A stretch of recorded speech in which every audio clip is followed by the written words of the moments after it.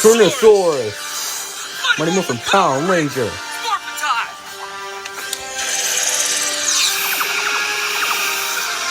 Red Zero Ranger. Yeah. Shift into turbo. Red Turbo Ranger. Yeah. Let's rock it.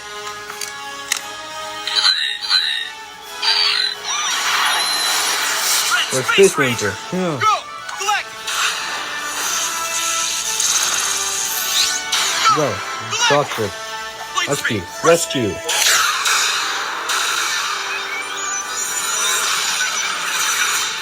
Rescue Ranger. Yeah. Time Force. Time Force.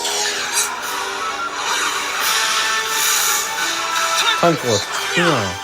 Quantum Power.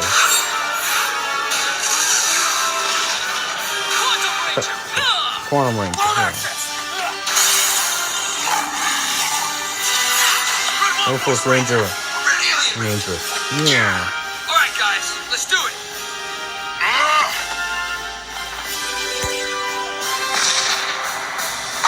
Hell yeah! And this, my friends, is how you make a 10th anniversary special. It's incredible watching the fight sequences here, highlighting just how much has changed since the show began. It's especially cool to see the original Mighty Morphin suit doing the more extensive wirework stuff that's been in the more recent seasons. We see how technology has changed to allow for better special effects in the fights. Hell, they even pull off a Matrix bullet time camera spin. Or check this out, a speed up, slow down, ramping effect. And in case you're wondering, this was 3 years before 300 did it. The lead Beetleborg manages to get into the horrible CGI Serpentera and takes off. Carter says there's no time to get back to the megaship, so Cole summons the Wild Force Rider in this incredibly goofy-looking sequence where he flies at the thing. And yes, he uses this thing to defeat Serpentera. Oh, and he even screeches in space. You know, we can live with the whole air on the moon thing, but now you're just trying to piss me off. Cole flies right into the mouth of Serpentera and destroys it. This is the only major misstep of the episode, that Serpentera gets taken down so easily, but there is a reason for it. Anyway, the Rangers say goodbye to each other, and they have a good laugh about Tommy's popularity, especially when Cole calls him the greatest Ranger ever, but they all have their own things to say about why they're all awesome instead. I'm sure many of you who have never seen or heard about this before have a lot of questions, and even those of you who have seen the episode know of all the continuity and questions surrounding the episode, so let's just get it all out of the way. First and foremost, this is a reunion of all the Red Rangers, so where the hell is Rocky?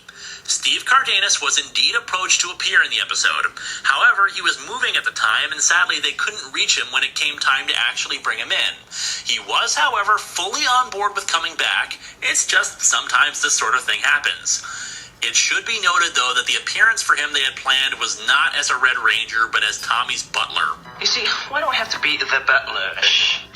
He would have only assumed the Red Mighty Morphin powers if they couldn't get Austin St. John to be Jason. Personally, I would have put him in the ninja suit and dropped the Red Equation Ranger, but what you gonna do? Speaking of, Aurico is the only Ranger to not have his original actor reprise his role, which isn't that bad since he only had like 2 or 3 lines in the entire episode. Next question is of the powers, something that's hotly debated about. Most glaring of the problems is Jason's, since he had given up the Mighty Morphin powers to Rocky.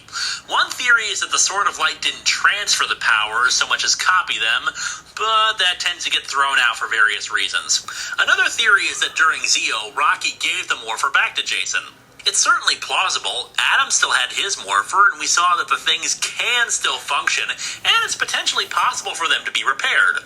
However, there is an official explanation by Amit Baumick, the writer for this episode. His answer was that in one of the Power Rangers comics, Lord Zed once used the leftover energy from the Dino Coins and created Dark Rangers based on the powers, and that Jason took the Morpher from him.